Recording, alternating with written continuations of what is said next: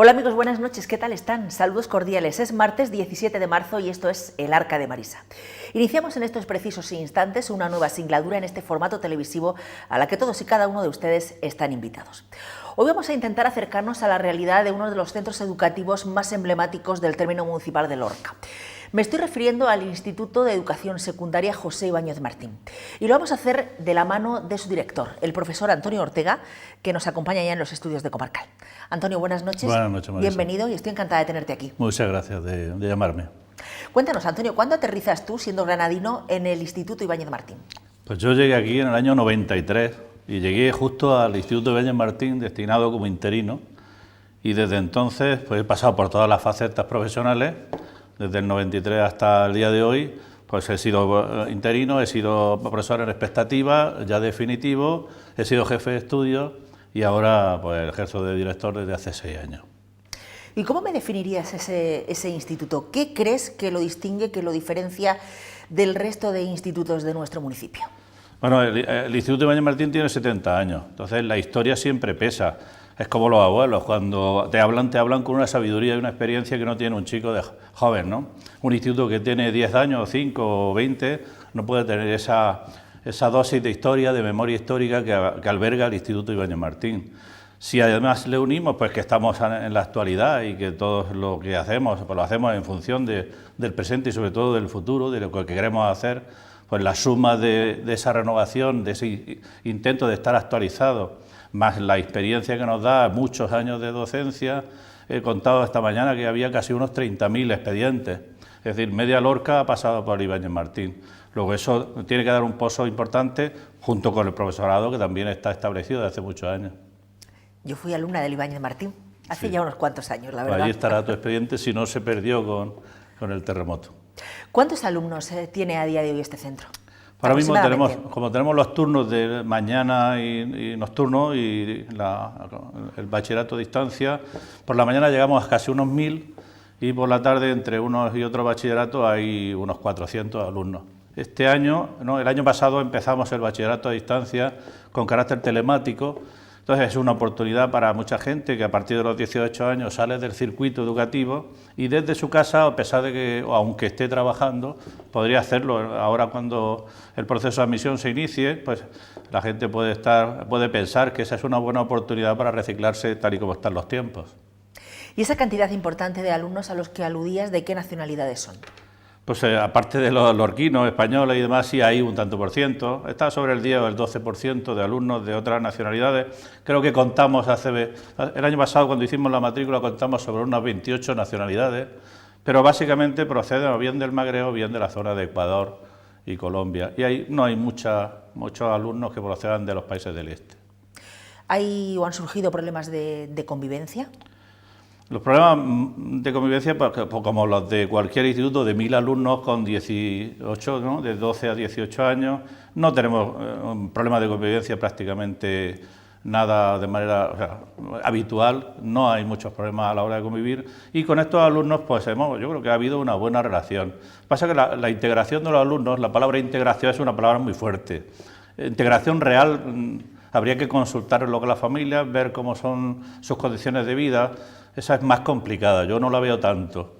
Mientras que en el instituto, cuando el alumno funciona con ciertas normas o hábitos parecidos a los del resto, hay integración plena. Yo he tenido alumnos que iban con sus amigos de lorquinos y sin ningún problema. Cuando el alumno en el sistema educativo no accede a él con cierta garantía, no trabaja con suficiencia, entonces la relación también del resto de alumnos, de la mayoría de alumnos que funcionan correctamente, es un poco más fría y más distante. Pero en relación de convivencia y de integración no ha habido problemas. Sí ha habido eso, que la distancia existe, los objetivos son distintos y yo creo que una vez que esos chicos también se van a sus casas, viven también unas condiciones de vida distintas, yo creo que a la mayoría de los lorquinos. Lo cierto, verdad, es que los tiempos van cambiando, sí. Todo el sistema educativo va evolucionando, pero en un momento no muy lejano del calendario, el Instituto de Educación Secundaria José Ibáñez Martín era conocido de una forma popular como el femenino. ¿Cuándo abre realmente sus puertas este centro educativo? Pues el Instituto Ibáñez Martín nació en el año 1944. pues fue el entonces ministro de Educación, José Ibáñez Martín, el que le dio el pistoletazo de salida, ¿no? la apertura, y a partir de ahí, pues 70 años ininterrumpidos en el edificio que ahora hay. Es cierto que la procedencia el decreto que se firmó para que el Instituto Ibáñez Martín fuese adelante en el año 44 se dio en 1933 y en ese momento se le llamó Instituto número 6. En Madrid, en el Ministerio de Instrucción Pública de la República, se le dio ese título y luego, pues con los avatares de la Guerra Civil, no se llegó hasta que el año 44 pues, se dio el orden de apertura. Pero hay también una historia firmada por Melchor Guerrero, uno de nuestros profesores catedráticos de Historia, que ha investigado y nos dice en uno de los ensayos que ha publicado que es heredero del antiguo colegio La Purísima, que es del siglo XVIII. A finales del siglo XVIII el Colegio de la Purísima fue el primero que en Lorca se estableció y luego en el siglo XIX hubo 2 o 3 aperturas y luego también en 1928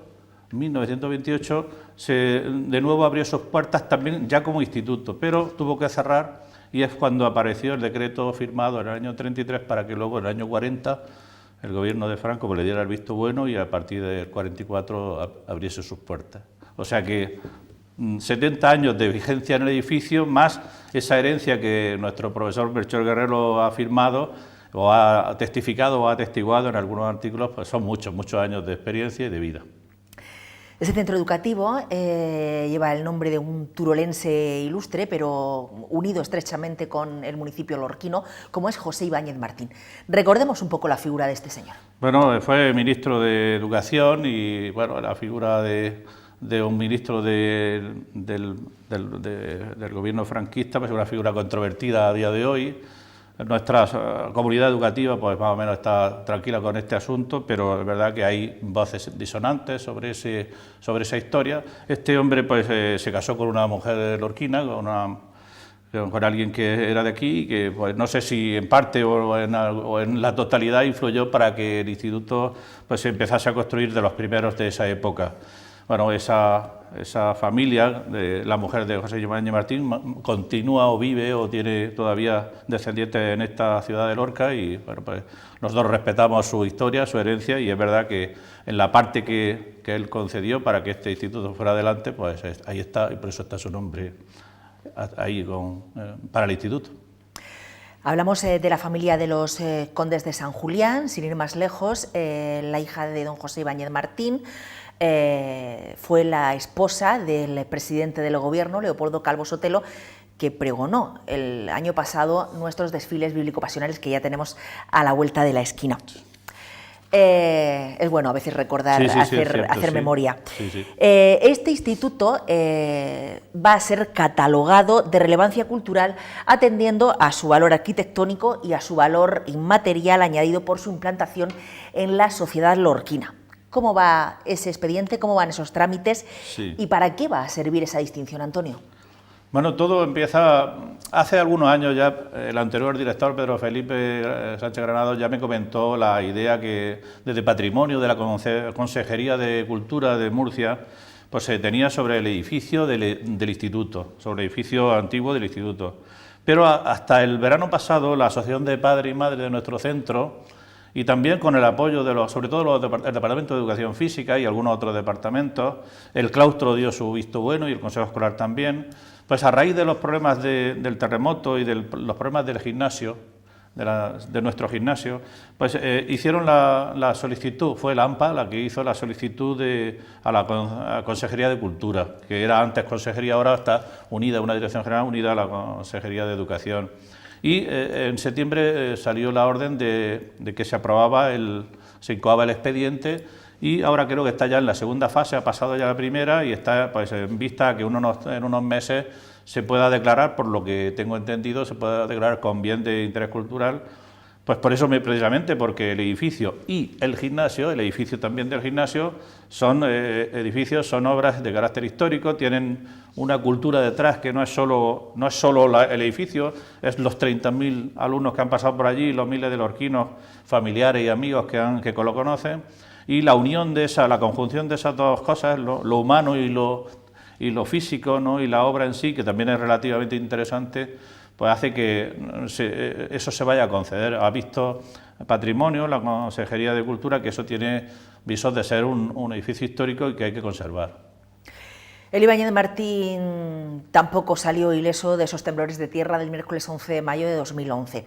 ¿En cuánto se cifraron los daños, Antonio, y cuáles fueron las zonas que resultaron más afectadas? Pues sí, de todas maneras es curioso porque en el recinto del instituto está también el Rojiner de más reciente construcción, pues desgraciadamente tuvo que tirarse. Nuestro edificio no sufrió graves problemas, porque, por lo que yo tengo entendido, el terremoto hizo un movimiento de este a oeste o algo así, y pilló las partes de no pilló los pilares básicos, ¿no? Las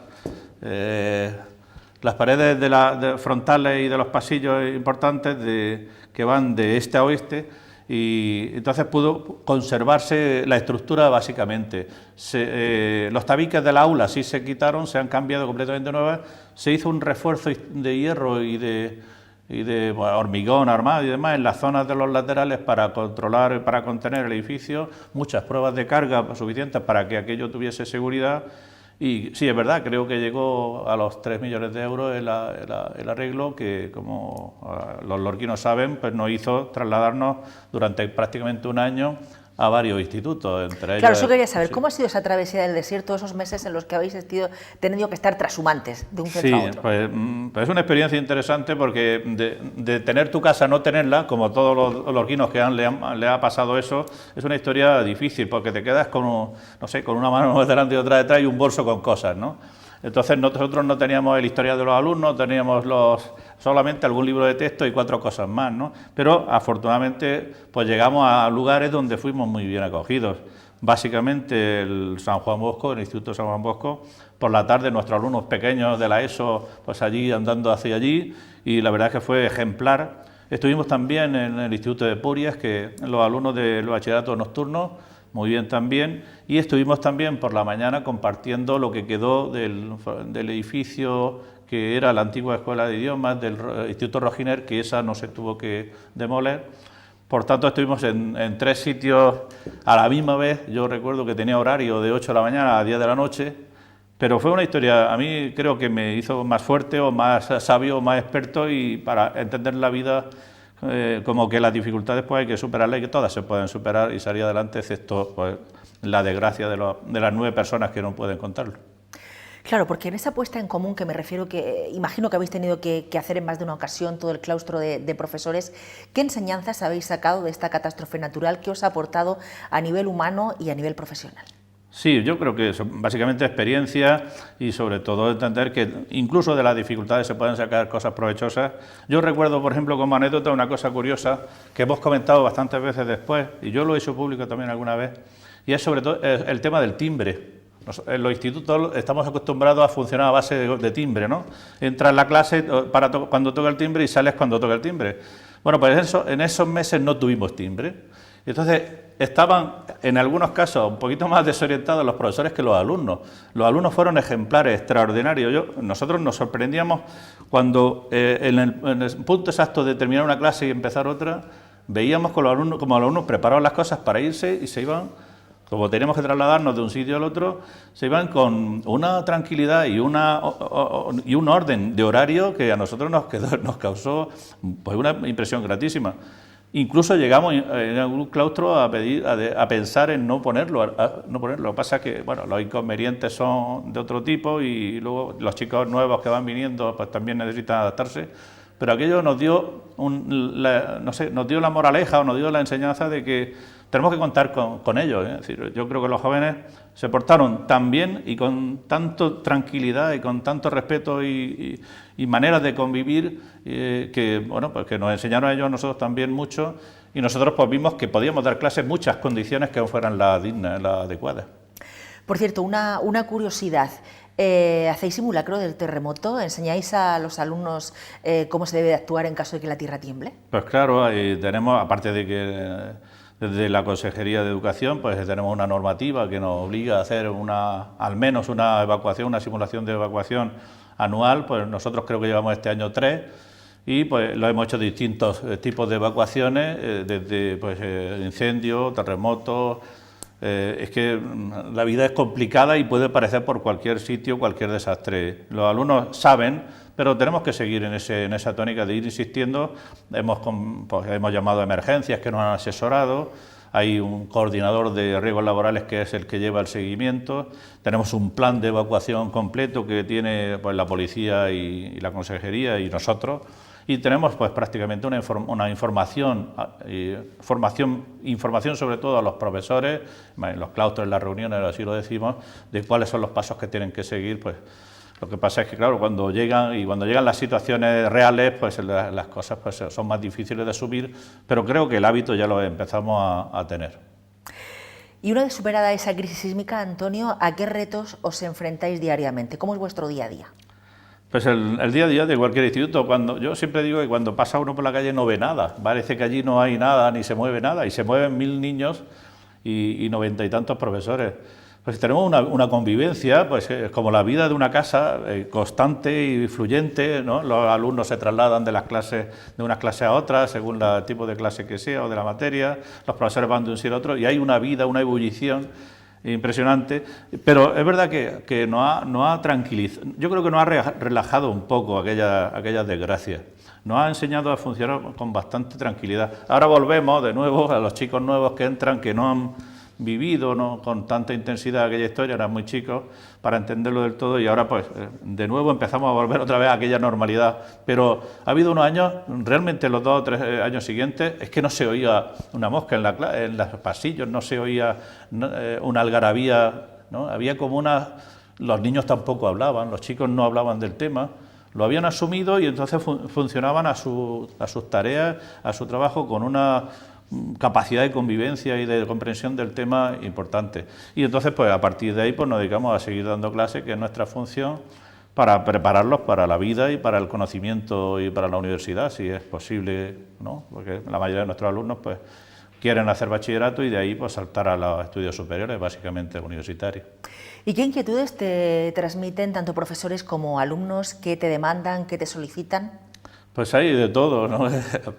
Los alumnos siempre quieren estudiar menos, o al menos eso dicen, ¿no? Pero yo creo que hay, como todo, en la familia, en su formación desde chicos, pues hay chicos que han ido y están preparados para estudiar mucho y hacer una carrera y llegar a ser pues lo de sus padres o de sus abuelos. Y ese alumno no tiene mucho trabajo, es decir, nosotros pedagógicamente con esos alumnos que son buenos no tenemos que trabajar mucho, tenemos que trabajar con los que, bueno, por diferentes razones, que siempre hay razones en la familia y en su entorno, por diferentes razones cuando llegan al mundo del instituto, de la enseñanza media, pues lo tienen más difícil, lo piensan no tienen una claridad de idea en qué estudiar una cosa buena. Ahí sí hay que hacer una labor grande, los profesores, los tutores, el departamento de orientación siempre intentan pues trabajar en esa función de hacerles entender que si ellos no ponen de su parte es muy difícil la enseñanza.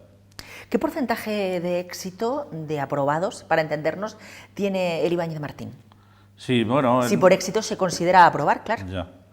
Sí, bueno, aprobar es éxito, claro, porque aprobar significa también que tu formación, tu consolidación como persona también se ha ido engrandeciendo y tiene capacidad para expresarte, para expresar tus conocimientos, pero además todo lo que has aprendido y todo lo que eres capaz de realizar, ¿no? Eso que ahora se llama las competencias, todo lo que eres capaz de hacer cuando salgas al mundo. A nosotros nos preocupa mucho, has preguntado antes cuál es el objetivo de nuestros alumnos. En la formación el conocimiento es básico, los resultados son fundamentales, pero tenemos que depositar en la sociedad un alumno con 18 años que sepa votar, que sepa estar, que sepa hablar, que sepa desenvolverse en el mundo con las dificultades que hay, y eso, mientras que está con nosotros, está básicamente protegido, pero cuando está fuera, si no tiene la familia y además es mayor de edad, pues tiene que decidir él. Yo creo que la formación, no solo del conocimiento, sino de la experiencia personal, nosotros lo consideramos como muy importante. ¿Cuál es nuestro éxito? Bueno, yo puedo decir que de los alumnos del turno diurno, porque el turno de la noche pues tiene discontinuidades, del turno diurno de 100 alumnos que se presentaron sacaron en la selectividad 99 este año pasado. Luego los resultados son buenos. También tengo que decir que siempre lo digo en las presentaciones a los padres en el primer curso, que como no tenemos ciclos formativos, nuestro trabajo está encaminado básicamente a la enseñanza de la ESO y el bachillerato. De tal manera que el alumno que viene aquí pues tiene un objetivo, o más o menos lo tiene, de ojalá llegase a la universidad o a los estudios superiores. Entonces, ese trabajo más o menos es en el que nos enfocamos y bueno, pues hasta ahora nos ha dado buenos resultados. Siempre le digo a los padres, si entran 150 y salen, como este año, 150, aunque han entrado algunos chicos en bachillerato de otros centros, de los centros privados también, que no tienen bachillerato, pero algunos se ha quedado repitiendo, algunos se ha quedado fuera, o se ha ido a los ciclos de grado medio. Pero si entran 150 y salen 150 es porque tenemos un equilibrio bastante, ¿no? Una cantidad de alumnos por media de nivel muy elevada en cuanto a alumnos que entran y salen a los 6 años pues con garantías de éxito en la vida universitaria. Y en una sociedad que cada día es más competitiva, esa competencia feroz que nos desborda por todas partes, ¿aprobar debe de ser el principal y único objetivo del alumno? Bueno, pues si lo dijese un pragmático, sí. O sea, aprobar es el objetivo porque es que si no apruebas no llegas a cumplirlo. Por tanto, ni eres feliz ni parece que te has formado lo suficiente. No obstante, aprobar como antes he dicho, conlleva siempre relaciones con los demás, buena comunicación con los profesores, un buen conocimiento del mundo. Nuestros alumnos, cuando están en clase haciendo sus actividades, pero es que luego tienen una responsabilidad en la casa. Pero cuando no, pues hacen actividades complementarias, participan en viajes de estudio, están en otras actividades de todo tipo, van a un museo, van a una obra de teatro. Un alumno nuestro o cualquier otro centro que va a una obra de teatro, va a ver al Teatro Guerra en la Casa Bernarda Alba y se comporta correctamente y aprende cómo es el teatro de un grupo de teatro profesional que viene de otro sitio de España, pues ese alumno está formándose. Yo estoy convencido desde hace muchos años, ya casi 30, de que la formación no es solo aprenderse las reglas sintácticas ni si sabemos más o menos de Cervantes ahora que está de moda, sino que hay que sumar también lo que ha visto fuera, lo que le podemos enseñar en otras cosas que no son dentro de la clase. Por ejemplo, yo cuando los días de Santo Tomás hacemos en el Salón de Actos algunas actividades y damos algunos premios a algunos alumnos que destacan, yo veo que hay allí una ilusión, los chicos quieren participar, vienen todos por la mañana a participar en grupos de no sé qué actividad. Entonces, eso es otra manera de vivir el centro con los mismos profesores, con otra visión que no sea ponerle la nota. Bueno, pues en eso también trabajamos. Tú desarrollas tu labor en un centro público, pero no sé si te voy a poner en un brete, ¿optas por la educación pública o por la privada? ¿El alumno que se forma en un centro privado, es decir, que a sus padres les cuesta un pastón mensual, sale mejor formado que el que pueda estudiar en el Ibáñez Martín? Bueno, eso es, como es evidente, es una pregunta trampa. Yo he estado trabajando 9 años en un centro privado, más 24 en un centro público, en los centros públicos. Acaba de decir que le cuesta un dinero que no le cuesta en la enseñanza pública. Los resultados, yo sigo manteniendo que si el alumno tiene un origen, una situación, unos padres que están encima, sea incluso de la situación social que tenga o económica, si tiene unos padres que están encima y si él se ha formado con la idea de estudiar, en el sitio que esté va a funcionar. Los centros privados tienen sus cosas bastante positivas o sus rasgos positivos, sus características, pues por la modernidad o por el sistema de relaciones de los profesorados, que son los que cobran de un empresario que pone el dinero, pero también es verdad que esa misma idea de que el empresario tiene una ideología y mantiene una enseñanza con un enfoque, pues tienes que estar adecuado y adaptado a ese tipo de centros. Yo creo que los centros privados tienen ideología, además de educación. Digo esto, aunque haya centros que no tengan ninguna confesionalidad, tienen un criterio empresarial. Los centros públicos no lo tienen. Los centros públicos, sin embargo, pues tienen profesores funcionarios que han sacado una oposición. Yo no diré nunca que sabe uno más que otro, nunca que lo hace uno mejor que otro. Creo que habrá buenos y malos en los dos sitios, creo que hay alumnos buenos y malos en ambos sitios. Yo defiendo la enseñanza pública, creo que tiene en conjunto pues un montón de rasgos, de características que para una sociedad, para una familia media de Lorca es el adecuado. Mis hijas han estado en la enseñanza pública y bueno, han ido perfectamente bien y están obteniendo éxito en sus estudios, en sus carreras, y creo que tiene todos los componentes para que lo público sea lo mejor, pero yo no critico en ningún caso la enseñanza privada, cada uno es quien para saber dónde quiere poner o debe poner a su hijo. Es más, cuanto más mayor es la oferta educativa y de enseñanza, pues más tienen los padres para elegir, siempre y cuando fuese una sociedad equilibrada. Si estamos hablando de desequilibrio, entonces claro, el que tiene dinero tiene más ventaja. Entonces, en ese sentido, no estoy de acuerdo por ahí. Pero lo demás, pues que cada cual, si hay igualdad de condiciones, pues que se busque la vida en el sitio que le guste más. Antonio, en los últimos años, en los últimos tiempos, ¿ha bajado el nivel de exigencia en la enseñanza? ¿Se es más permisivo? ¿Se le exige menos al alumno? No, yo creo que no. Ese es el debate de siempre. Yo creo que los alumnos y los jóvenes de hoy saben más que los que éramos alumnos con la edad que tienen ahora ellos. Hay otros conocimientos. El mundo de la comunicación, de la información, todas estas técnicas de información y comunicación, de las nuevas tecnologías, son superpoderosos frente a nosotros, ¿no? Que hemos estado en la fase C o D o más atrás. Y ese mundo tiene información, muchísima información. Y no solo tiene información, sino que además de información es que les da competencias para hacer lo que sea. Hoy un chico pequeño de 12 o 13 años coge un móvil y es capaz de entrar en la página de una empresa, saber si un autobús sale a una hora determinada y si tiene asiento, el 5, el 8, el 15 está libre. O sea, eso, pues la gente que empieza a ir por mi edad para atrás, creo que casi todo lo tendría muy difícil de encontrar en 2 segundos, que es como lo encuentran. ¿Qué quiere decir eso? Pues que las materias que están estudiando, si utilizan esos medios, esa es la clave. Si los nuevos medios son utilizados positivamente, pues tienen toda la información, tienen todo el conocimiento. Ahora, ¿cómo asimilar, cómo reflexionar sobre ese asunto? Esa es nuestra labor. Yo creo que nuestra labor será encaminarlos, llevarlos por el sitio donde tienen que ir y hacerlos reflexionar sobre todo lo que vayan aprendiendo y vayan experimentando y vayan conociendo. Por tanto, yo creo que si quieren, están más formados.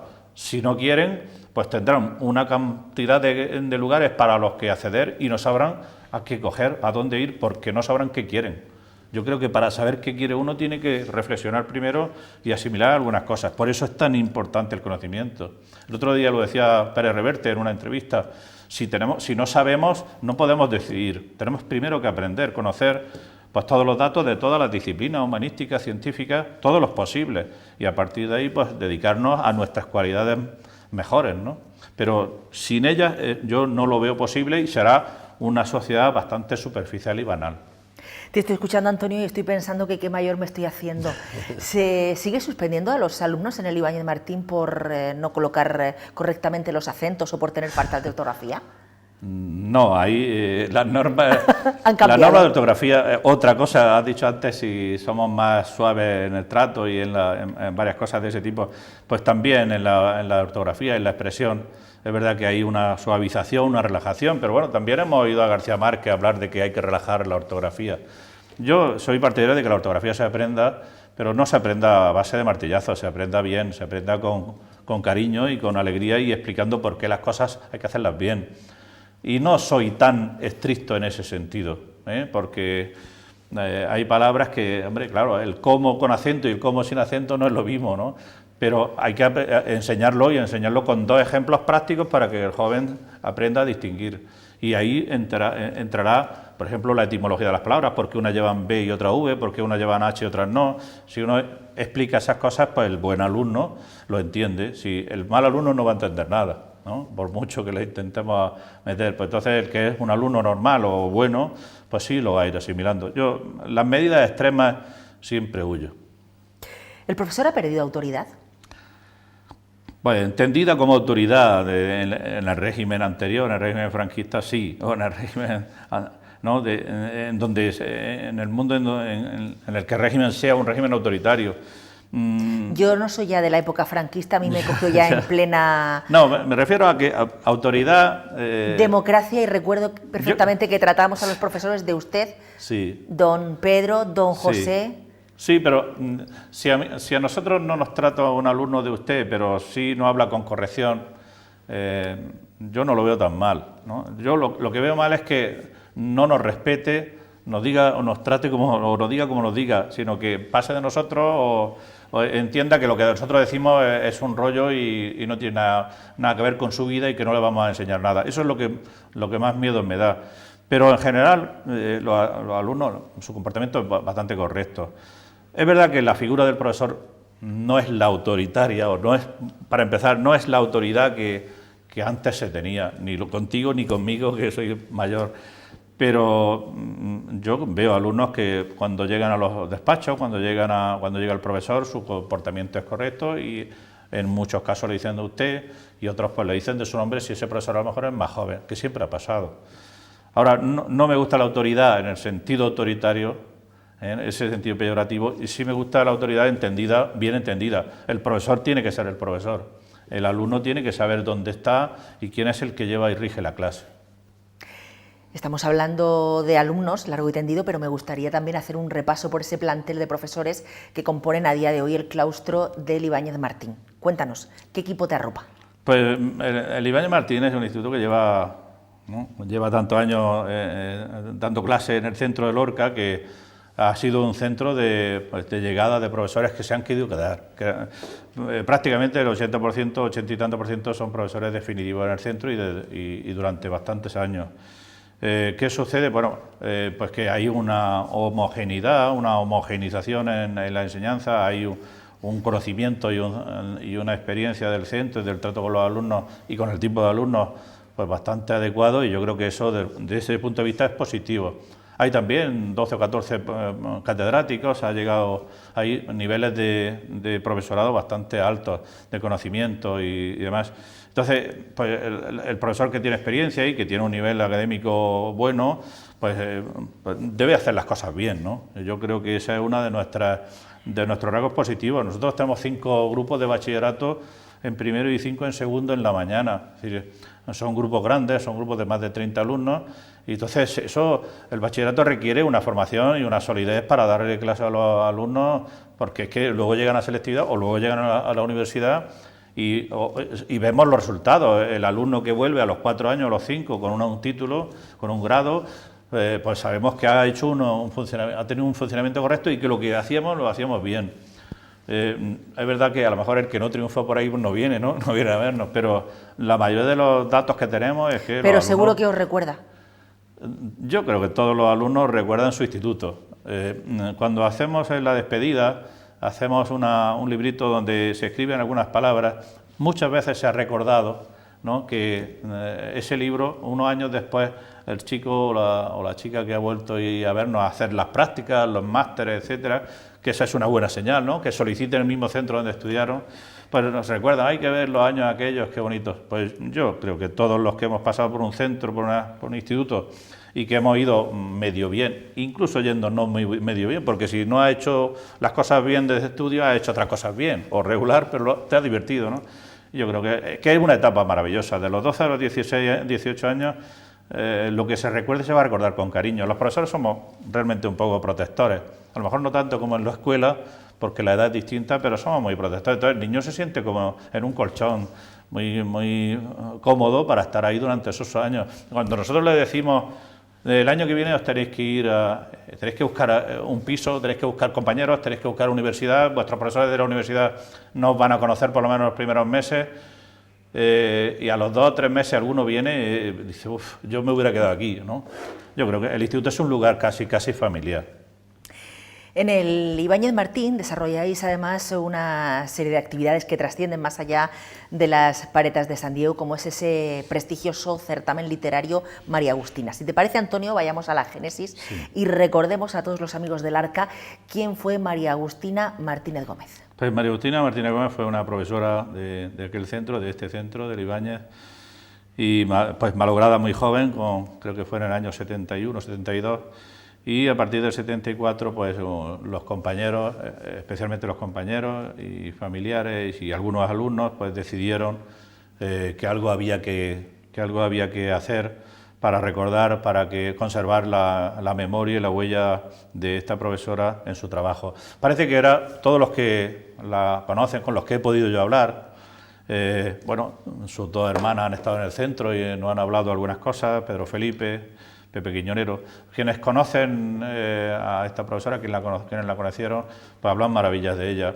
Estamos hablando de los años 70, de principios de los años 70. Es una edad, es una época de cambio, pero todavía se mantenía pues unas situaciones complicadas y la España de esos años era una España difícil para la vida y para la docencia pues seguramente también.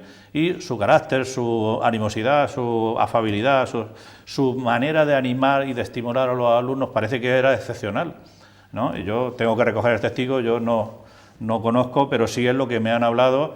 Tan excepcional era una mujer joven, con un espíritu y una gana de ganarse a los alumnos y de estimularlos y de enseñarles extraordinaria, como que tanto sus alumnos como sus compañeros así lo testificaron, pues que se dio la idea, ¿no? Se esforzó, se pensó, se ideó en crear algo que dejase memoria de su trabajo, que no estuvo, pues desgraciadamente, no estuvo muchos años. Y bueno, y eso fue el origen, creo que fue el año 74, del premio María Agustina. Hoy, este año, cumplimos el año 41, el 40º certamen, y además, curiosamente, pues casualmente nos toca a nosotros en el instituto para celebrar lo que será, pues, mediante el día 24 de abril en el instituto, el viernes 24 de abril, pues a ver si hacemos la ceremonia de clausura de los premios, del 41 premios, y bueno, pues esperemos que todo salga bien.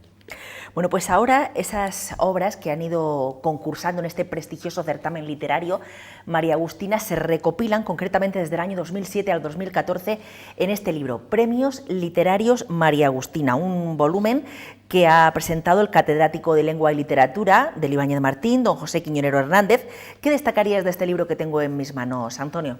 Bueno, es una apuesta de cerca de 40 jóvenes de toda España, porque la mayoría son de fuera, excepto en ese volumen creo que hay 2 chicos de Lorca, José María Pérez Muela y José María Remesal, y no sé si hay alguno más, si se me olvida que me perdone, pero la mayoría son pues jóvenes, chicos y chicas de cualquier punto de España, de institutos, de universidades, porque son chicos que van de los 16 a los 23 años, y que se dedican a escribir, y se dedican a escribir básicamente estimulados por alguien que le está dando clase. Casi todos ellos cuando vienen aquí, o al menos los premiados, cuando vienen hablan de que su profesor lo estimuló, su profesora le dijo léete esto, y bueno, y siempre, supongo yo, tendrán alguna inquietud cultural, literaria en su mente, y hay algunos textos que son magníficos. En algún caso, como el caso de Juan Manuel de Prada, pues eran los primeros relatos que escribía. Luego Juan Manuel de Prada se hizo un escritor famoso.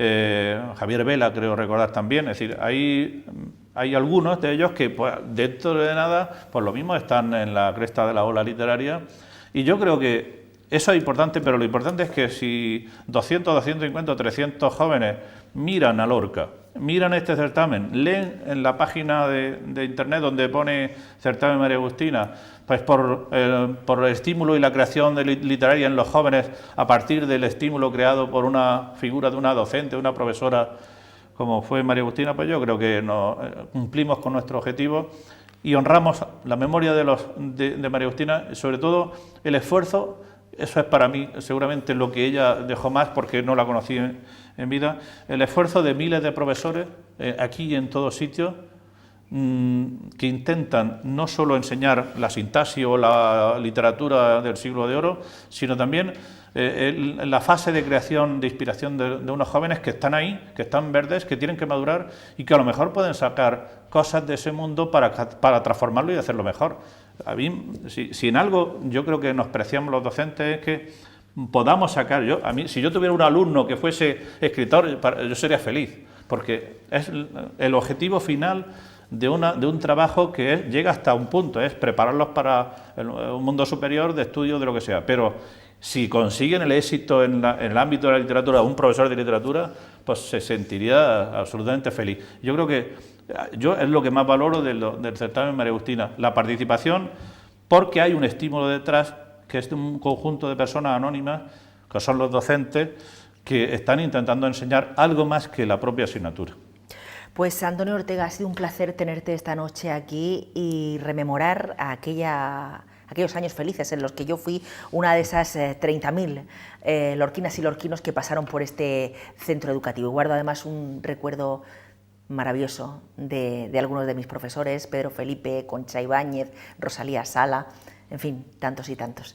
Antonio, gracias. Pues muy bien, con esas palabras tuyas define la primera pregunta que me hiciste sobre el Instituto Ibáñez Martín. Es que es eso, o sea, la experiencia que da, la historia que ha pasado por allí durante 70 años, da siempre ganas de renovar y ese espíritu joven que siempre hay cuando uno ha vivido bien o ha vivido un pasado maravilloso en ese lugar. Pues a quien tiene como hijo o como nieto, pues lo estimula para que vaya allí, eso está claro. Así que recibiremos con los brazos abiertos a aquellos que quieran entrar allí o llevar a su hijo allí o sus hijos quieran ir y haremos la mejor enseñanza posible, por supuesto. Así que muchísimas gracias, Marisa, por invitarme. Hasta muy pronto. Muy bien, gracias.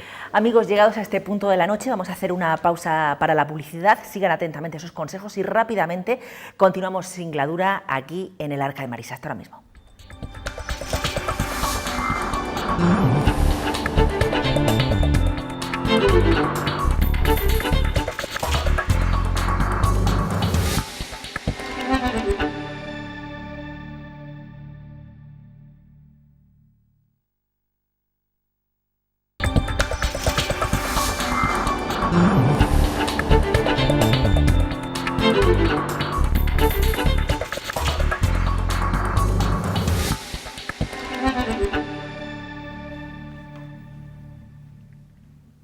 El Arca continúa Singladura, amigos, en esta noche de martes y llegados a este punto de la noche hablamos de música de pasión, ese género musical que cobra más fuerza, más brío en estas fechas en las que ya estamos próximos a vivir con intensidad nuestros desfiles bíblico-pasionales. Y si hay una voz acreditada en la materia, un erudito que sabe mucho de música y además de música de pasión en nuestra ciudad, ese es el maestro Antonio Manzanera, director de la Banda Municipal de Música de Lorca. Antonio, buenas noches y muchísimas gracias por acompañarnos. Buenas noches, encantado. Pues hablamos de música de pasión y cuéntanos, ¿se podría entender nuestra Semana Santa sin música? ¿Sería concebible? No, yo creo que la música es un ingrediente imprescindible desde que se empiezan a calentar motores. Yo diría, más que música de pasión, en Lorca diría música de Semana Santa. Porque no solo los días de la pasión, cuando suenan esas músicas, sino que previamente, en el pregón, en los anuncios, ya estamos sintiendo un poco esa transmisión de esos acordes, ¿no? Y de esos ritmos que ya nos preparan un poco el cuerpo, ¿no? Yo diría música de Semana Santa. Pues desde que tengo uso de razón, la Banda Municipal de Música de Lorca ha estado al pie del cañón vinculada a esa música de Semana Santa, a esos anuncios, a esas procesiones. ¿Cuándo realmente aparece esta banda en nuestras procesiones? Bueno, podríamos decir que hay dos etapas, una a mitad del siglo XIX, 1854, cuando se crea la primera banda municipal, y a partir de ahí surgen otras bandas de música en distintas cofradías, como son la banda de música del Paso Blanco, del Paso Azul y después la del Paso Encarnado, y después a partir de 1927, que prácticamente e ininterrumpidamente pues venimos participando hasta hoy, hasta 2015. ¿Y vuestra colaboración en Semana Santa a qué se circunscribe? ¿En qué actos participáis? Bueno, fundamentalmente en la recogida de banderas, son actos que tenemos que estar ahí, que imprescindiblemente tenemos que participar. Y luego yo recuerdo mis primeros años que solo salíamos con las cofradías más grandes, pero en la actualidad colaboramos con todas las cofradías, desde el Resucitado, la Curia, Paso Morado, Encarnado, Blanco y Azul. La Banda Municipal de Música de Lorca tiene un repertorio realmente amplio, pero ¿qué piezas son las que interpretáis en estas fechas? Bueno, fundamentalmente los himnos de los pasos, y con más frecuencia, porque estamos más días con estas cofradías, el Tres y las Caretas, ¿no? Pero luego hay momentos, por ejemplo en el pregón o el día de la convocatoria de Jueves Santo, que vuelven a sonar todos los himnos, los 6 himnos de las 6 cofradías. ¿Y cómo podríamos definir esa música de Semana Santa en Lorca? ¿Una música que aviva el ánimo, que invita al recogimiento? Sí, pues hay de todo un poco, ¿no? Aunque los himnos fundamentalmente son de corte militar, tienen garra, tienen fuerza y sirven pues para llevar arriba a la gente, ¿no? Y se transmiten unas sensaciones que la gente, pues yo creo que en el momento que escucha sus himnos, pues disfruta con sus colores y con esos acordes, con esas notas. Hablamos, la Semana Santa lógicamente es mucho más amplia, pero hay dos cofradías denominadas o conocidas como mayoritarias, blancos y azules, azules y blancos, y hay dos himnos que son santo y seña de estas dos hermandades. Por una parte tenemos el 3, el paso blanco, y las caretas en el paso azul. Hagamos, si te parece, un poquito de historia y conozcamos mejor quiénes fueron los autores de estas piezas clave o de cuándo datan realmente tanto el 3 como las caretas. Bueno, tienen unas características comunes. Una de ellas es que nacen los dos himnos a finales del siglo XIX, o sea que son himnos centenarios, tienen pues, unos 120 años, 125 como mínimo. Y luego tienen otra característica común que no conocemos el autor, ni del 3 ni de las caretas. Hay por ahí versiones y comentarios, anécdotas, que decían que el 3 recibe el nombre porque fueron 3 los autores que hicieron este himno, y las caretas pues recibe ese nombre porque muchas veces la Semana Santa viene ligada o muy cercana a los carnavales, y el domingo de piñata que pues todavía había gente disfrazada con caretas y tal, y de ahí el nombre. Pero en fin, que eso no, son conjeturas que no hemos podido ver con claridad que realmente sea así. Antonio Manzanera es, yo me atrevería a decir, blanco hasta el tuétano, corrígeme si me equivoco, blanco blanquísimo. Sí, bueno, yo la verdad es que creo que los músicos en Lorca no somos ni blancos ni azules, no somos ni blancos ni azules. Prima por encima de todo el servicio un poco a las cofradías, ¿no? Y a las demandas que tienen cada uno de los pasos. Entonces yo lo mismo, en mi caso particular, lo mismo colaboro con el resucitado que con el paso blanco y con el paso azul, o por ejemplo las cofradías de la olla, que también las incluyo aquí, y que los miércoles santos llevamos varios años ahí participando en aquellas procesiones. O sea que yo diría que los músicos en Lorca no somos o no debemos ser ni blancos ni azules, aunque tenemos nuestro pequeño corazoncito, claro. Bueno, al menos cuando interpretas la música azul no se te nota para nada que eres blanco por el sentimiento, por la garra y por la profesionalidad que pones tú y los componentes de esa ya legendaria banda. Efectivamente, además, mis primeros años, los que participé con la banda, hace ya casi 50 años, pues salíamos con los ropajes de romanos, de las distintas cofradías, y yo siendo blanco, pues esos primeros años tenía que salir con la música del Paso Azul, con las ropas del Paso Azul, y después, por ejemplo, también estuve interpretando la salve a la Virgen de los Dolores como mínimo 10 años también, o sea que yo cuando he tenido que colaborar, yo creo que la música debe estar por encima del tema particular, de si uno es más blanco o es más azul. En las distintas cofradías han ido proliferando esas formaciones o agrupaciones musicales muy al estilo andaluz. ¿Por qué han calado tanto en nuestro municipio? ¿Por la cercanía geográfica? Pues yo no lo entiendo, pero la realidad es esa, ¿no? Yo le llamo, nos estamos sevillanizando, porque estamos importando aquí el modelo de las procesiones de Sevilla o de algunas otras capitales o ciudades de Andalucía. No sé por qué la agrupación musical, que no es una agrupación musical que relacionada con Lorca, por lo menos históricamente hablando, ¿no? Pero porque aquí teníamos las bandas de música por encima de todo, y luego teníamos los tambores por un lado, las cornetas, o bandas de tambores y cornetas. Eso era lo propio de nuestra Semana Santa. Últimamente, desde hace unos 10 años más o menos, pues han proliferado, como bien dices, estas agrupaciones musicales.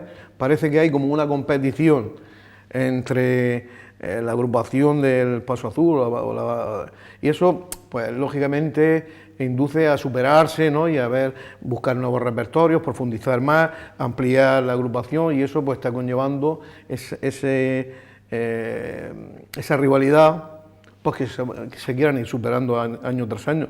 Nosotros intentamos mantenernos en nuestro sitio, que creo que históricamente debe ser así, conservar esa tradición, conservar nuestros himnos como los crearon sus autores, y no es así con las agrupaciones o las bandas de cornetas, porque en realidad es que cambian melodías, cambian armonías, cambian ritmos, o lo hacen versiones más cortas, y creo que eso deberíamos de respetarlo, igual que respetamos, y estoy totalmente 100% de acuerdo, nuestros bordados. ¿A quién se le ocurriría cambiar un tono o un color o de los bordados, por ejemplo, de los mantos de las vírgenes de la amargura o de los dolores?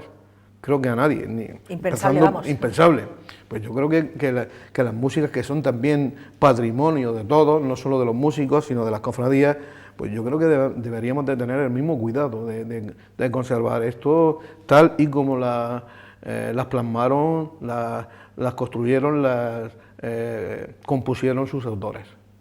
Nos estamos centrando básicamente en esas dos cofradías conocidas como mayoritarias, blancos y azules, azules y blancos, pero hay otros músicos de lujo en esos pasos, como es el paso encarnado. No sé si la música encarnada renace de la estancia del regimiento Mallorca 13 aquí en Lorca, o es más antigua. Pues yo creo que es más antigua, porque el himno del paso encarnado, que se titula, el título es Viva el Barrio, había nacido ya años antes. Tampoco conocemos el autor, sí sabemos que en los años 40 del siglo XX el maestro Heredia hizo un arreglo que perdura y el que se interpreta en la actualidad, es también de signo militar, marcha militar. La verdad que los rabaleros del paso encarnado, yo creo que se sienten muy a gusto escuchando ese himno, lo tienen como muy propio, les toca un poco el alma, la fibra, ¿no? Y lo tienen muy bien asumido. Y luego ya tienen otro tipo de música que se han compuesto después, pero especialmente para agrupación musical. Pero sí también es una realidad que al estar el regimiento en el barrio de San Cristóbal, sí que hubo una relación entre las bandas militares, de tambores y cornetas especialmente, y la banda del paso encarnado, de cornetas y tambores.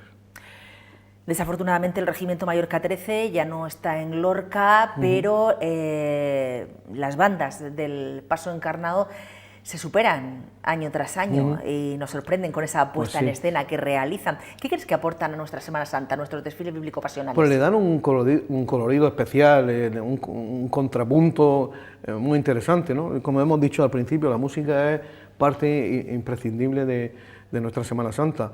Y yo, en fin, que yo no estoy en contra de las agrupaciones musicales, pero pienso que no es propio de Lorca, no es algo que haya nacido con los desfiles bíblico-pasionales, que tienen su gran transformación a mitad del siglo XIX, que salen las primeras bandas de música, los caballos, los primeros grupos a pie, cantando algunos himnos, por ejemplo, la entrada en Jerusalén o el Arca de la Alianza. Eso sí es lo propio musicalmente hablando de la Semana Santa, no así las agrupaciones, pero como digo, no tengo nada en contra, pero tampoco es negativo, pero digo que no es lo propio, no es lo nuestro realmente. No quiero ni debo, Antonio, olvidarme esta noche del paso morado, que tiene ese sello, ese marchamo propio en nuestros desfiles bíblico-pasionales. ¿Qué crees que le diferencia musicalmente hablando del resto de cofradías? Pues el paso morado musicalmente, la verdad es que creo que han querido mantener el tema de las bandas de cornetas y tambores.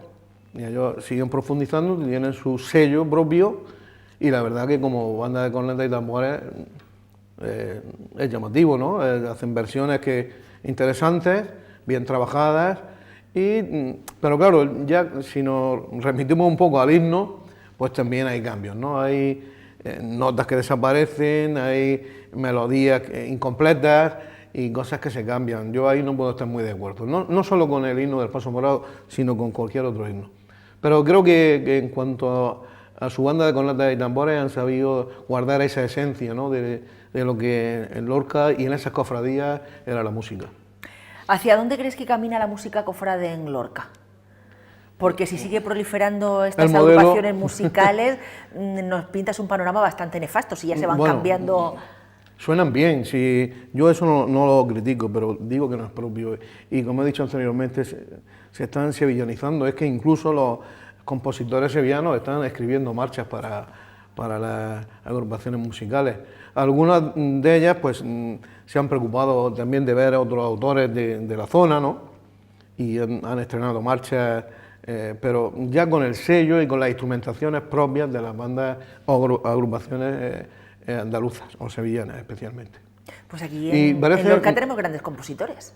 Pues sí, lo que pasa es que lógicamente esos compositores del siglo XIX o del principio del XX, la agrupación musical no existía prácticamente como tal agrupación que participaba, sino que eran bandas de música con metales, maderas y percusiones o cornetas y tambores. No, pero quería decir que al contrario de que, como ocurre aquí, que estamos intentando traer el modelo musical sevillano, pues tenemos, a la inversa, también tenemos ejemplos de obras escritas por compositores lorquinos que se preocupan, y muy mucho, y además muchos años ya, hablamos de 100 años, pues, de interpretar obras. Por ejemplo, el autor de la salve del paso de la salve a la Virgen de los Dolores, Juan Antonio Gómez Navarro, nacido en 1845 y fallecido en 1923, que fue muchísimos años, más de 30 años, maestro de capilla de la Catedral Mezquita de Córdoba, pues se interpretan sus obras en la propia Catedral de Córdoba. Se interpreta en Priego, que es un pueblo de Córdoba, en Lebrija, Sevilla, en Huáscar de Granada, y son obras clásicas, de corte clásico, misas a 4 voces con orquesta, miserares a doble coro con orquesta, y que todos los años, y ya como te digo, algunas de ellas más de 100 años, se vienen interpretando en esa Semana Santa, por las distintas cofradías de es un poco al contrario, ¿no? El contrapunto. El contrapunto, el modelo de la música, podríamos decir, más clásica, ¿no? Se ha trasladado desde Lorca a esa ciudad andaluza, al contrario que estamos haciendo nosotros, que también tenemos obras clásicas, como digo, pero que muchas veces nos olvidamos. Por ejemplo, la Virgen de los Dolores tiene unas marchas preciosas, algunas de ellas con más de 100 años, una que se llama La Lágrima, otra que se llama Dolorosa, una salve que se llama Salve Mater Dolorosa, de Jiménez Puertas, de Gómez Navarro, que ya no se interpretan, porque no hay espacio ni momento, porque están escritas para bandas de música, para interpretar esas piezas, y creo que es un poco triste, porque es un patrimonio musical que de no interpretarse año tras año, pues se puede perder. Y claro, pues los que nos dedicamos en vida y alma a la música, intentamos que eso no se produzca, lo intentamos. A ver si lo conseguís, Antonio, porque hay que tocar sí o sí esas piezas. Pues sí, la verdad es que, como digo, es un patrimonio que piezas escritas hace más de 100 años por autores lorquinos, y que la verdad es que deberíamos de cuidarlo un poquito más. La Semana Santa de Lorca fue declarada de interés turístico internacional allá por el año 2007. Hace unos meses recibíamos esa grata noticia de que el bordado lorquino era ya candidato a convertirse en Patrimonio Inmaterial de la Humanidad por la UNESCO, pero estamos hablando que no concebimos nuestras procesiones, nuestros desfiles bíblico-pasionales sin música. Y la pregunta que le quiero hacer al maestro Manzanera es si cree que la música de Semana Santa, y más concretamente algunos de los que la interpretan, la Banda Municipal de Música de Lorca, goza del reconocimiento que merece a nivel social y a nivel político. Bueno, yo creo que los políticos, su obligación es apoyarnos, ¿no? Somos un ente municipal que participamos de lleno con todas las cofradías. Hay que reconocer que en algún momento puede haber algún problema, y hay que intentar solucionarlo, como de hecho ha ocurrido algunas veces, ¿no? Yo en ese aspecto pues pienso que todos los políticos, no solo los actuales, sino los anteriores, yo llevo varias décadas al frente de la banda y anteriormente como músico, y yo creo que en general los políticos de Lorca en el tema de Semana Santa han intentado ayudar, Lo otro me preguntaba en la primera parte... Por el reconocimiento social, no solamente por el de los políticos. Bueno, actualmente tenemos que tener en cuenta que quizás hace 20, 30 años, pues prácticamente éramos la única agrupación o banda de música que participábamos en todos los actos de la Semana Santa. Ahora no es así, ahora están las agrupaciones musicales que son las encargadas de acompañar a las imágenes, tienen un protagonismo en cada paso propio, ¿no? Porque es algo suyo, algo más directo, ¿no? Y entonces parece que estamos ahí como un poco ladeados, un poco cero a la izquierda, ¿no? Pero bueno, nosotros nuestros 23 actos que hacemos intentamos hacerlos de la mejor manera posible y que el tema musical pues esté presente ahí en la Semana Santa y que esos himnos en toda su pureza pues que perduren. Que perduren, efectivamente. ¿Por qué eres músico, Antonio? Imagino que te lo habrán preguntado en infinidad de ocasiones. Pues no sé, es que como llevo toda una vida en el mundo de la música, pero yo recuerdo que desde que era muy niño, pues ya en mi casa viví. Mi madre cantaba, mi hermano estudiaba música, mi padre era músico, clarinete principal durante 40 años en la banda municipal de Lorca, y eso mis hermanas cantaban y cantan, y yo el ambiente musical lo viví desde muy niño. Y prácticamente cuando tuve una edad a los 9 años, mi padre dice, bueno, deberías de ir a la banda de música y tal. Y así me inicié, mi primera clase la di con el maestro Heredia, luego conocí a varios directores, Rodrigo García Benza, Antonio Martínez Nevado, Rafael Roser Cebrián, hasta que ya pues me tocó a mí en el 84 coger un poco la batuta, ¿no? Hasta nuestros días, ¿no? Pero podríamos decir que yo desde mi infancia viví la música, en el ambiente familiar. Y en una sociedad que a mí por lo menos se me antoja excesivamente materialista, ¿la de músico es una profesión de futuro? ¿Se puede vivir de la música? Cada vez está más difícil, podríamos decir, pero sí que hay muchos lorquinos, gente que estamos relacionados que viven de la música, por ejemplo, como profesores de conservatorio, como profesores de primaria, de secundaria, aunque ahora está el tema un poco difícil porque están desapareciendo plazas, están quitando ahora en esas asignaturas y la verdad que eso es negativo para la música y para el futuro ese profesional que tú comentas. Pero, en fin, en este momento está difícil como otras profesiones, pero todavía se ve un resquicio, se ve una salida.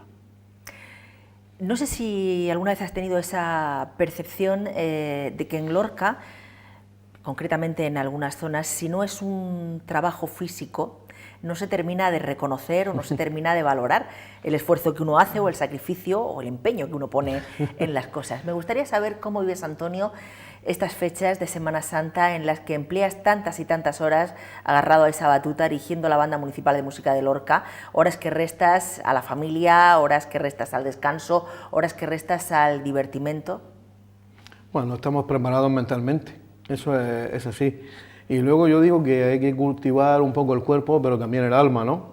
Entonces, la música nos transporta un poco, ¿no? Y creo que muchas veces, aunque podemos caer en la rutina de lo cotidiano y eso, pero intentamos superar eso y aunque estés en una procesión que lleva un montón de horas y que vienes de hacer otras y eso, te concentras en la música e incluso te hace vibrar y te hace relajarte y venirte arriba, efectivamente. ¿Cuál es tu acto predilecto de los que intervienes con la Banda Municipal de Música de Lorca en las procesiones? Bueno, hay uno que es especial, el del Resucitado, es uno, por aquello de mi infancia la he vivido en ese barrio, ¿no? Y la verdad que lo tengo así un poco muy cerca del corazón, ¿no? Aunque, por ejemplo, es muy emocionante las salidas de las vírgenes, hablo en plural. Además para el Resucitado, ¿tú has llegado a componer algo? Pues sí, escribí una marcha de procesión que se llama El Palero, que se estrenó en 2010. Y cada año en esa procesión, cada domingo de Resurrección por la mañana, la interpretamos por aquellas calles del casco antiguo. y la verdad que, en fin, es muy grato, ¿no? El poder haber tenido una relación con esa archicofradía y haber mamado un poco cómo ha venido funcionando durante muchos años y luego poder participar, y además soy valero de honor, que también eso lo llevo a mucha honra, ¿no? Claro que sí. ¿En qué crees que puede y debe mejorar nuestra Semana Santa? Bueno, no sé si quizás se quede pequeño lo que es el tema de la grada. Parece que muchos años hay mucha gente que se queda sin poder presenciar los desfiles. Son algo caras esas adquisición de sillas. Y luego que yo no sé cómo, pero deberíamos de darle un contenido al margen del puro de Semana Santa, en el que mostramos nuestros desfiles con las recogidas de banderas. Creo he hecho en falta un complemento cultural, por ejemplo, conciertos, no sé, exposiciones, charlas, conferencias. Creo que eso sería interesante. Cierto. Es mucho lo que se ha conseguido en materia musical en esta Semana Santa, pero ¿cuál crees que ha sido el mayor momento de esplendor, musicalmente hablando, de Lorca? De Lorca, bueno, si hablamos de, por ejemplo, la creación del conservatorio en el 89, pues eso ha sido una cosa importantísima para nuestra ciudad y nuestra comarca. Y luego, pues, por ejemplo, la trayectoria de los 90 años casi que llevamos la banda municipal como entidad más veterana, como entidad cultural más veterana de nuestra ciudad. Luego, pues, por ejemplo, las figuras musicales que han dado Lorca, que muchas veces ni los propios lorquinos las... Hablemos de esas figuras, ¿con cuál te quedarías? Pues, por ejemplo, tenemos los guitarristas, tenemos varios que han sido primeras figuras a principios del siglo XIX, Antonio Cano y Curriela y su hijo Federico Cano Lombard, que hicieron carrera por toda España y por el extranjero. Y luego, hablando de guitarristas, está el maestro Yepes, sobre todo no nos podemos olvidar del maestro Yepes. Luego tenemos una serie de pianistas, Cristóbal García de las Bayonas, por ejemplo, familias, los Lauret, los Gallón, directores como Bartolomé Pérez Casas y compositores, Jiménez Puertas, que anteriormente hemos estado comentando obras que escribió para la Semana Santa de Andalucía Juan Antonio Gómez Navarro, en fin, los violinistas, tenemos Antonio Paredes, que fue músico de la Filarmónica en Madrid, tenemos Pedro Campoy, que fue violinista de la Orquesta Nacional de España, con Adolfo Argenta, en fin, tenemos una serie de músicos que desconocemos y que, bueno, los que también nos gusta muchísimo la investigación musical, pues día a día vamos descubriendo sus andanzas, sus vivencias y su trayectoria musical, y la verdad que en la mayoría de los casos son apasionantes. Has tocado en materia musical todos los palos, investigación, composición, interpretación, dirección. ¿En qué faceta te sientes más cómodo? ¿En cuál eres más Antonio Manzanera? Hombre, yo para mí la dirección lo tuve claro. Yo a principios ya por el año 79-80, había algo que me tiraba, ¿no? Y era la dirección. Y mis esfuerzos desde ese momento fueron encaminados especialmente. Hubo un momento que lo tuve claro, digo, tengo que hacer dirección. Y en ese poco tiempo después apareció por el Conservatorio Superior de Murcia Benito Lauret, hijo de músicos lorquinos, violinista y director de orquesta, nacido en Cartagena, y único alumno de Bartolomé Pérez Casas. Y yo me dije a mí mismo, digo, yo tengo que dar clases de dirección con Benito Lauret por recoger un poco la estela de nuestro lorquino ilustre Bartolomé Pérez Casas. Y así fue. Hice la carrera de dirección con él, junto con otro compañero de Lorca también, director, Juan Rojo García, y la verdad que fue una satisfacción muy grande. Y ya a partir de ahí, pues me introduje en otro tipo de cursos, con directores extranjeros, con directores del mundo coral, de la escuela catalana, y la verdad es que la dirección me apasiona. Y la investigación también, pero en un segundo plano. Composición, pues no es que me defina yo como un compositor, pero me gusta también las ideas que tengo, pues intentar plasmarlas En el pentagrama. en el pentagrama, efectivamente. Hablamos de investigación. ¿Queda mucho todavía por averiguar en materia musical aquí en Lorca? Sí, Lorca, vamos a ver, no podemos olvidarnos que tenemos una colegiata, aunque mucha gente dice es colegiata, para mí sigue siendo colegiata, y que tuvo dos órganos históricos en el cual se interpretaba prácticamente semanalmente música, y luego tuvo su capilla de músicos, maestros de capilla con instrumentistas y cantores. Eso trajo una riqueza cultural y musical en particular para Lorca, y creó escuela. Y a partir de ahí, estamos hablando del siglo XVII y XVIII y tal, pues venían distintos maestros de capilla, pues del Levante español, venían del centro de España, y hacían sus oposiciones o pruebas y creaban escuelas. Por ejemplo, la escuela violinística de Lorca nace de los violinistas que tenía la capilla y de ahí, pues en el siglo XIX, pues sale una serie de violinistas, algunos con premios extraordinarios en el Conservatorio de Madrid, ¿no? Entonces, no podemos olvidar de esa vía, la colegiata, perdón, y también de las bandas militares que ya en 1802 existían en Lorca, ¿no?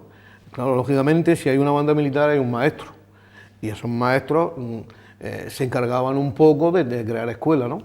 Y eso crea un ambiente musical, una educación musical, que se va transmitiendo de unos a otros y van creando, se crea el Ateneo Científico con sus clases de música, era como un conservatorio a finales del siglo XIX, se crea la Asociación Santa Cecilia a principios del siglo XX, las bandas de música, como hemos dicho, se organizan conciertos de pianistas muy importantes, de guitarristas, por ejemplo Segovia o Rubinstein, y la verdad es que hay un ambiente, incluso hay compositores locales que escriben óperas, y que a principios del 20, sobre 1905, se estrenan en el Teatro Guerra con sus decorados, con sus y obras de envergadura. Estamos hablando de libretos que tienen 70 u 80 minutos de duración, y eso está hecho por compositores lorquinos, y eso también digo que tristemente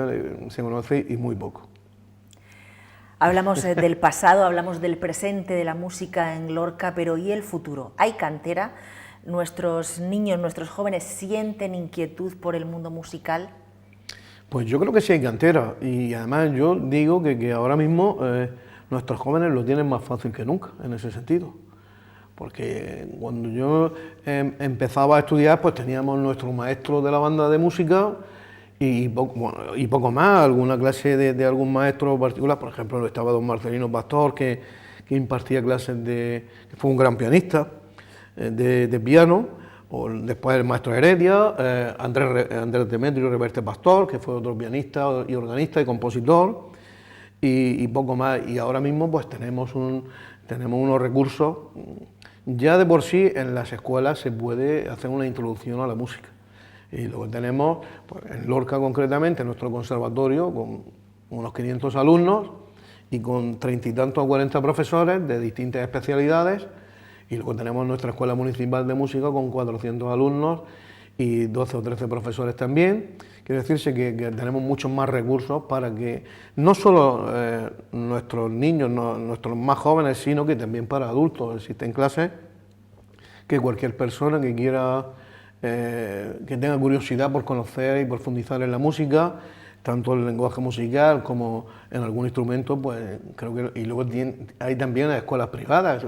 Tenemos la escuela Albanta y tenemos la escuela Albeni. En fin, que ahora creo que hay muchas más posibilidades para que toda aquella persona que esté interesada en estudiar música, pues que lo tiene a la vuelta de la esquina, creo. Por lo tanto, cualquier edad es buena para adentrarse en este mundo maravilloso de la música. Pues sí, sí. Y yo creo que cuanto antes mejor. Nosotros empezamos en la escuela municipal a los 4 años, pero hay programas desde prácticamente los niños en los vientres de las madres están ya haciendo musicoterapia, antes de nacer, incluso, o sea que sí, que cuanto antes mejor. ¿Qué te queda por conseguir en tu oficio, en tu profesión? Pues yo no creo que me quede así mucho. Yo tengo un orgullo muy grande que es ser músico de pueblo. Yo digo, soy músico de pueblo y de mi pueblo. Entonces eso es prácticamente lo más grande para mí. Y luego, como de vez en cuando participo en conciertos extraordinarios, pues, en fin, de obras así sinfónico-corales y tal, la verdad que ahí me siento también más realizado, al margen y trabajando en paralelo con mis actividades como músico de pueblo, que creo que soy. Sabes que te seguimos la pista muy de cerca, Antonio, y estamos ya ansiosos de escucharte, de escuchar a la Banda Municipal de Música de Lorca en esas intervenciones magistrales que siempre tiene en nuestros desfiles bíblico-pasionales. Pues nada, muchas gracias. Transmíteselo de nuestra parte, que somos unos seguidores vuestros. Sí, me consta que es así, y además que nos sentimos arropados porque siempre que organizamos algún evento, algún concierto, que por otra parte intentamos siempre presentar alguna novedad, pues la verdad es que siempre que pedimos colaboración, estáis ahí, los medios de comunicación y distintas asociaciones. Vamos, en ningún caso nos encontramos solos, sino todo lo contrario, que creo que hemos calado en la sociedad lorquina y que la verdad que a lo largo de todo el año, no solo en la Semana Santa, pues venimos realizando una labor complementaria y muy importante dentro del mundo de la cultura. Así es. Antonio Manzanera, muchísimas gracias. Gracias a ti.